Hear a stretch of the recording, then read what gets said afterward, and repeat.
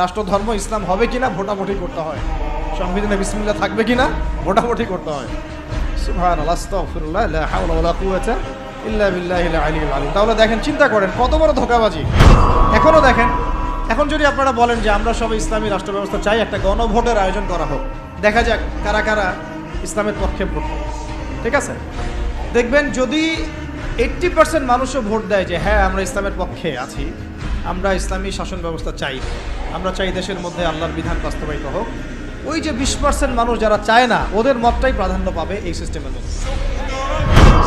একটা ঘটনা একটা প্রেক্ষাপটে জন্ম দেয়।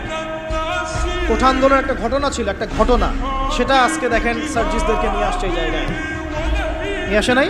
একটা ঘটনা একটা নেতৃত্বের জন্ম দেয়, একটা রেভলিউশনের জন্ম দেয়। শাপলা চত্বর ছিল একটা ঘটনা যেটা পারত বাংলাদেশের রাষ্ট্র ক্ষমতা ইসলামকে নিতে, কিন্তু কেন জানি আমরা পারি নাই। হয়তো বা আল্লাহ পাক আরো ভালো কোনো পদ্ধতি আমাদের জন্য রেখেছেন, হয়তো বা। তবে কোনো কোনো ঘটনা আমাদের সামনে আল্লাহ পাক ঘটান যেগুলোর মধ্য দিয়ে একটা রেভলিউশন হয়ে যেতে পারে।